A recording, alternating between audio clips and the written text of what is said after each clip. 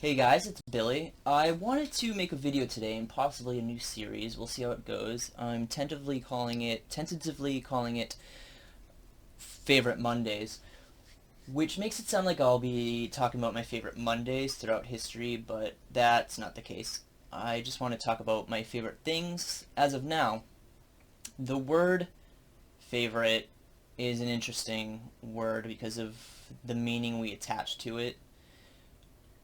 When people ask us, what is your favorite such and such, I think oftentimes there's an association that what is your favorite is equal to what is the best. Like saying my favorite such and such is the best. Like my favorite, when you're saying like my favorite movie is Titanic, there's this feeling like you're saying the best movie is Titanic, and that's not the case at all. Since when something's the best, usually it's more like technical, scientific.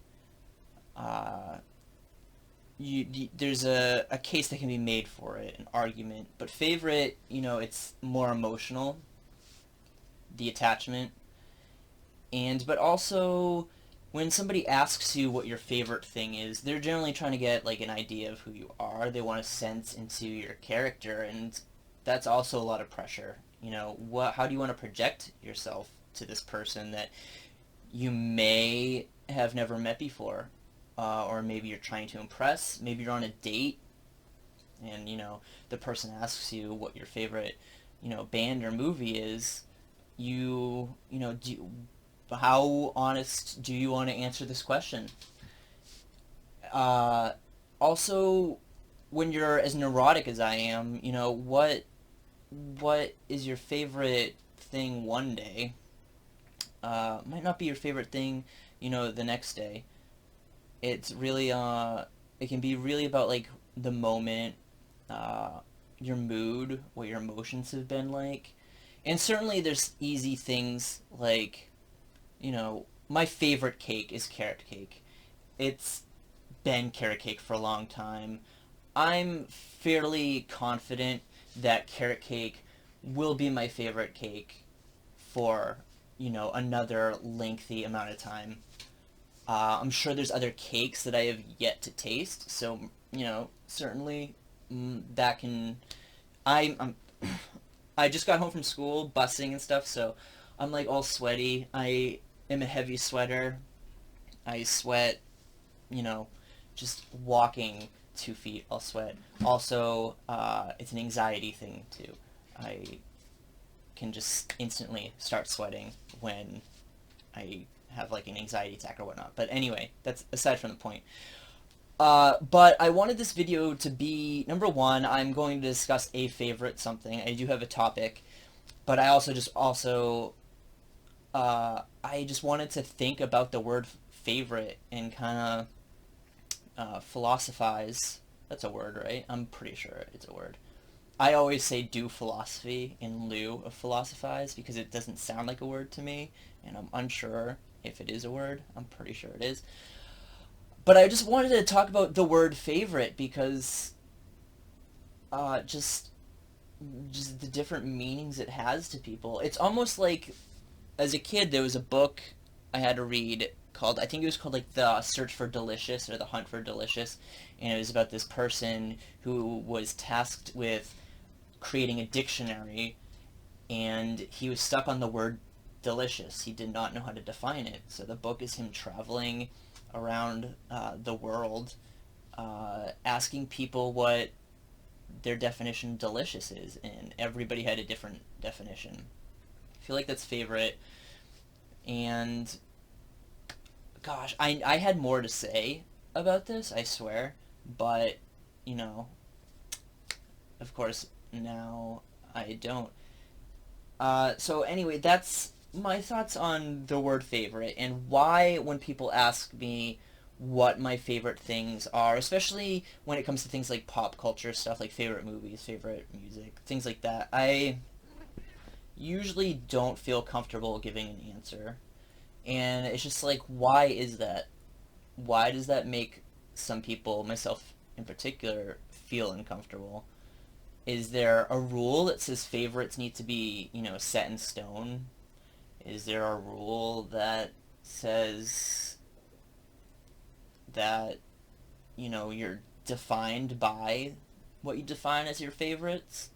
It's weird. It's a powerful word, and it should be because of the emotional connections, but at the same point in time, how much weight should be given? I guess it depends on the context, what you're saying your favorite is. I mean, if you say your favorite person in history is Hitler, then, you know, uh, you might want to question that person's character. But who knows? No, I'm not even going to go there. I don't know. I don't know why anybody would say their favorite person is Hitler. But hey, maybe somebody can rationalize that for me. Who knows? So I also want to further exemplify this with tonight's topic. I think. Hold on. Let me think for 2 seconds. I feel like maybe I'm getting ahead of myself.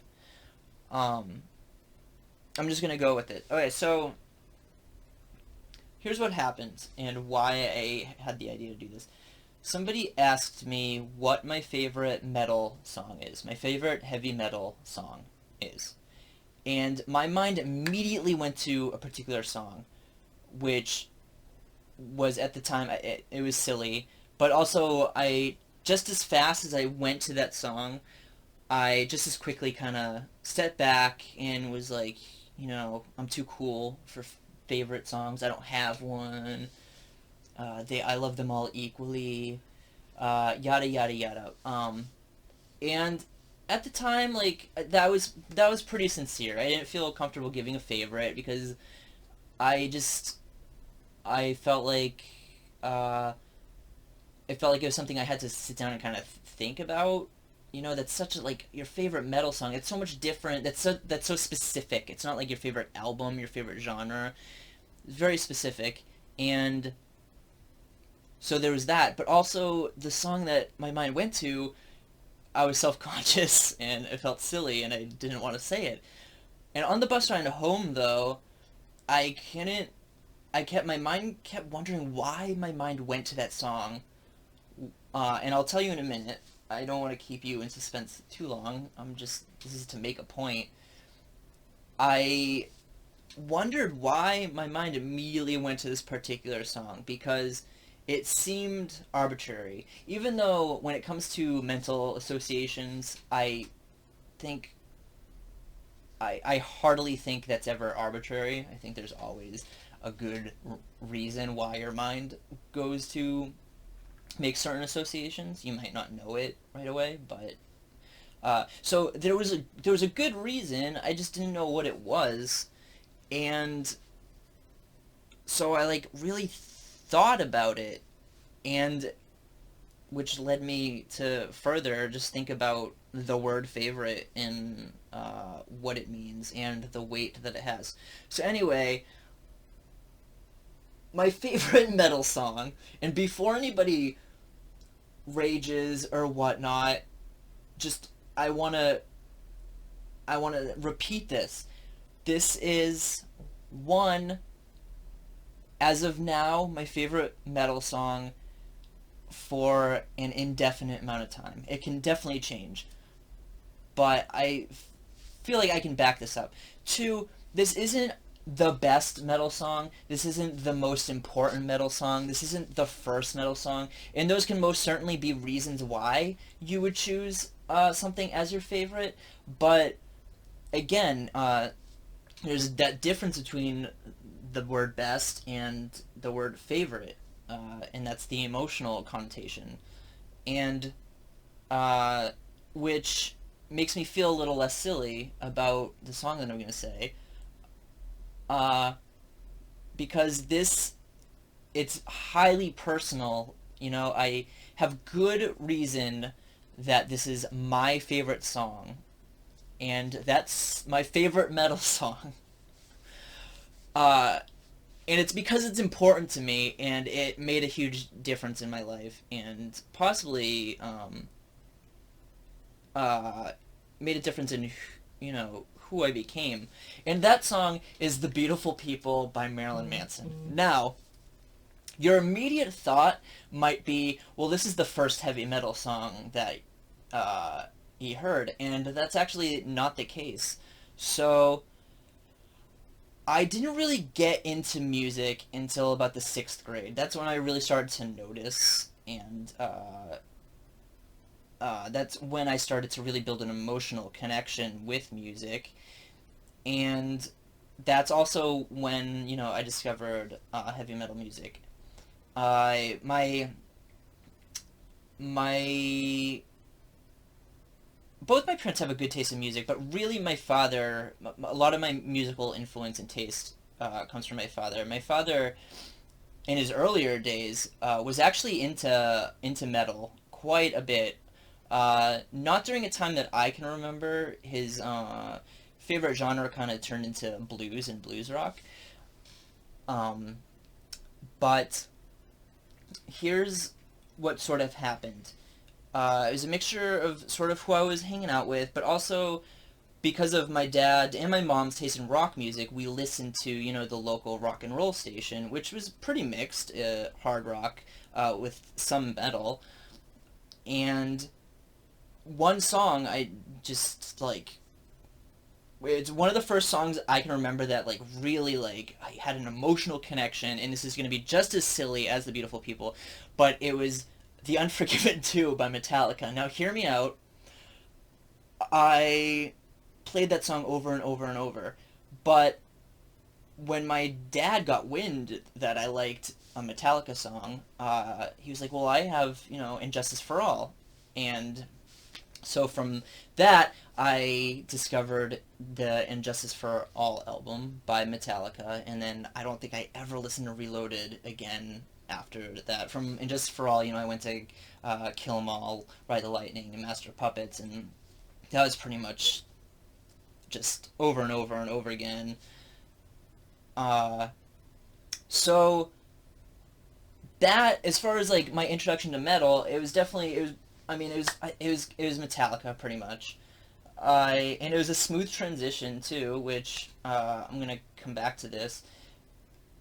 From radio rock to Unforgiven 2 is, I mean, I think it's radio rock arguably, and then it was very smooth, and you can definitely argue that the difference between Reloaded and Injustice for All is night and day, and they are very different albums, but they're both Metallica. So I was going from the hard rock stuff from Reloaded to a much faster, heavier sound, but it was still Metallica. But I remember when The Beautiful People came on the radio, it didn't make me like jump back like Metallica did at any point in my Metallica journey. Like I said, it was a very smooth transition. But The Beautiful People was like, yeah, this is heavy metal, but it's not at all what I'm used to, what I've been listening to. It had a different energy, different attitude, different toning. Uh, it made me think more about, I guess, subgenres of music. To me, that song is just, it's very heavy, but in a very, objective or subjective. I always get these two confused. I think objective. In a very objective manner. I don't know. In my opinion, it's like a very heavy song in the context of my world, anyway. Uh, and I think also when you go to a Metallica concert, you're going there to listen to Metallica. When you go to a Marilyn Manson concert, you're going there, yes, to listen to Marilyn Manson, but also the theatrics, which was just another aspect of music that I never really had experience with that I can remember. and and so there's that. So there's like the, my initial reactions to the song. There's it that certainly. Um, Number two, I think it's fairly iconic. I mean, right away, when I'm with my friends, and it's always, stuck in my head. And that's something too I was gonna say was another reason why I was surprised my mind went to the song was because I hadn't listened to the song for a while. It's been a while since I've even listened to Marilyn Manson until today because of this video. Uh, but I mean that drums that come in and then the drop D chug. I mean, it's a different heaviness than Metallica, to me. And I mean, I, I had listened to like White Zombie. They had made it onto the radio, like Thunder Kiss and stuff had a similar sound, but I think it was a mixture of just that sound and the controversy surrounding Marilyn Manson, all these things that really pointed me deeper into music. Like listening to Metallica was like fairly superficial. I was listening to Metallica because I liked to listen to Metallica, but with Marilyn Manson, it's like I needed to know everything about Marilyn Manson. I needed to know everything about the album because the album, is a concept album, as I'm sure everybody knows. And so that's why The Beautiful People right now is my favorite metal song because it's important to me. It was important to my life, but also I think it holds some importance in heavy metal music in general. I think that album, Antichrist Superstar, has a place in, heavy metal history. And because of that album, I feel like that song has a place in heavy metal music history. And I think that is all I want to say. Also, Marilyn Manson Antichrist Superstar, I believe, also might have been one of the first CDs that like I felt like I owned. Into Justice for All was my father's CD. I had Matchbox 20's first CD, but that's because it came for free with the boombox that I had gotten as a gift. Uh, so that's like another thing. It had a large impact in my life, and I admit some of it maybe can't be explained, but some of it can be explained. And so yeah, and I'd love to, for anybody watching, let me know what your favorite heavy metal song is, if you have one, or if your favorite heavy metal song is The Beautiful People as well. Let me know, and maybe you have different reasonings for it. I'd love to know. Um, and the reason why I was self-conscious about it too is because, like it's not the best metal song. It's not the most important metal song. Like I said, it's not. It may not have earned the high regard that I have for it to the general public. And also, it's a song that was on the radio, so it's kind of just cheesy. Uh, but just whenever I listen to that song, I always go back to the sixth grade, and I always go back to just me hanging out with my friend at the time. Um, we were inseparable. I What else? I'm dragging this on because I know when I turn this off, I'm going to be like, oh, yeah, I forgot to bring that up. So anyway, I'd like to make this regular because I I consider myself a very open, eclectic, and opinionated person. So I have a lot of favorites. I can assign a lot of the title of favorite to a lot of things, whether it's temporary, just for the discussion, or not. My I think I'm still recording. My screen just went off, so I'm hoping that I'm still recording. I find it weird that my screen would go off. I've never recorded using the software that came with. I have a Logitech webcam, and I've never recorded with the software that came with it. I was gonna use Streamlabs, but I felt like that was overkill for this. So next week I would like to actually probably mix it up. I'll probably do music related, but I think I want to do something about hip hop. And so it'll probably be like my favorite hip hop album. And my favorite cake is carrot cake still. I'm craving carrot cake right now. So much. And okay, God, why do I have so much trouble ending these fucking videos? It's fucking ridiculous. Hey Minerva, are you gonna say bye? No, she wants me all to herself right now. She's like, you just came home from school and rather spend time with me, you're gonna sit in front of the camera and talk to people that aren't even there. Yeah, I know. Okay, well, I'm gonna try and turn this off. So until next time, maybe every Monday. That's what I'm aiming for. I don't know. Hopefully you guys enjoyed this video. Digital laser mouse.